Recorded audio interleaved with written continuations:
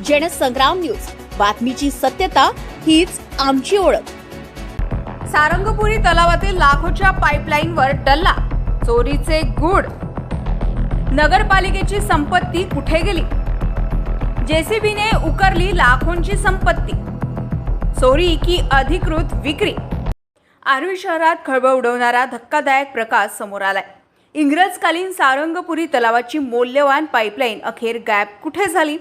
लाखो रुपयांच्या तांबा, पितळ आणि कास्य धातूच्या पाईपलाईनची अनधिकृत विल्हेवाट लावण्यात आली का, असा गंभीर सवाल आता उपस्थित होत आहे। याबाबत विरोधी पक्ष गट नेते पंकज वाघमारे यांच्यासह इतर सदस्यांनी नगर परिषद प्रशासनाकडे लेखी तक्रार दाखल करत या प्रकरणाची सखोल चौकशी करण्याची मागणी केली आहे। जुनी पाईपलाईन जेसीबीच्या सहाय्याने उकरून वाहनांमधून नेण्यात आली, मात्र हा सर्व प्रकार अधिकृत लिलावातून झाला की चोरीच्या मार्गाने, याचे उत्तर अद्याप मिळाले नाही। सारंगपुरी म्हणून तलाव आहे इथं। सारंगपुरी तलावाची ब्रिटिशकालीन ही पाईपलाईन टाकली होती। ती पाईपलाईन अशी टाकली होती की 3 प्रकारची पाईपलाईन टाकली एकसारखी। समजा एका त्या पाईपला समजा बंद झाली तर दुसरी जर बंद झाली तिसरी, अशी पर्याय व्यवस्था म्हणून 3 प्रकारच्या पाईपलाईन टाकल्या। आणि त्या पाईपलाईन असताना MGPकडे हे जे आहे काम चालू, तिथला एक अधिकारी, त्या अधिकाऱ्यानं एक जिथून पाणी येते तर पाण्याची वरतच टाकी होती पहिले, ते टाकी त्यानं चोरली, म्हणजे विकली चोरून। आणि त्याच्यानंतर काय झालं की जेव्हा टाकी त्यांनी चोरली 7-8 महिने पहिले, 8 महिने पहिले, त्यावेळेस काही शासन नव्हतं, प्रशासनाचं काम चालू होतं। त्याच्यामुळे जे पाईपलाईन 3 प्रकारची आहे, त्याच्यात पितळचे कॉक, मोठे मोठे पाईप, हे तिथून तलावापासून तर वर्धा रोडपर्यंत त्यांनी ते पाईप उकराचा प्रयत्न केला। ते माझ्या लक्षात आल्यामुळे मी त्यावेळेस 8 महिने पहिले, म्हणजे तालुका प्रमुख आताही आहे, तालुका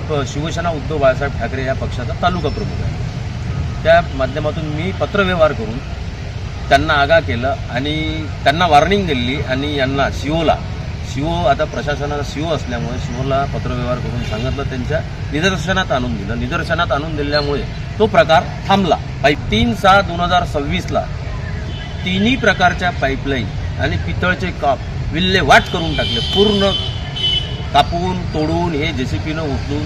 आणि जे कुठं तुकडा पडला असेल तर ते एक दशरथ भाऊ जाधव त्यांचं शेत आहे, त्या शेतात त्यांनी घनानं हे करून, म्हणजे एवढा चोर जर दमदाटीनं एवढा बसून आणि बिनफिकर जर तो पाईपलाईन काढून राहिला, तोडून राहिला, तर याच्यात शासन प्रशासन हे कोणाचं दोघांचंही संगनमत करून हे काम त्या चोरासोबत दिसते, असं मला या नजरेत आलं।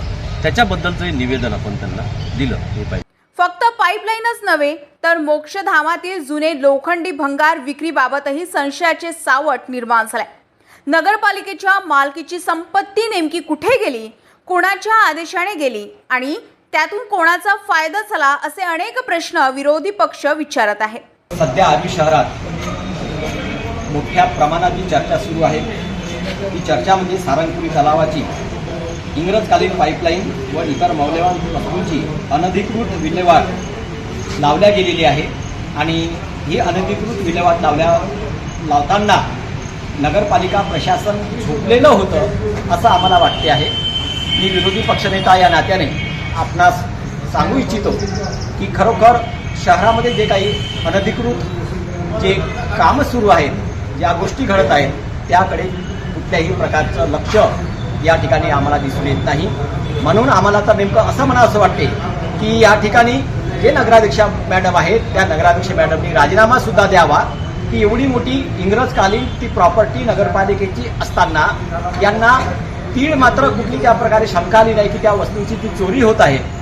मला असं वाटते की खरोखर की ज्या काही गोष्टी घडतात त्या संगनमताने घडतात असंच म्हणायला काही हरकत नाही। म्हणून मी नगरपालिका प्रशासनाचा निषेध सुद्धा करतो। दरम्यान नगरपालिकेच्या जागांवरील अतिक्रमणांवर कारवाई होत नसल्याचा आरोपही करण्यात आला। त्यामुळे आता या प्रकरणामागे केवळ निष्काळजीपणा आहे की मोठे संगनमत, याकडे संपूर्ण आर्वीकरांचे लक्ष लागले।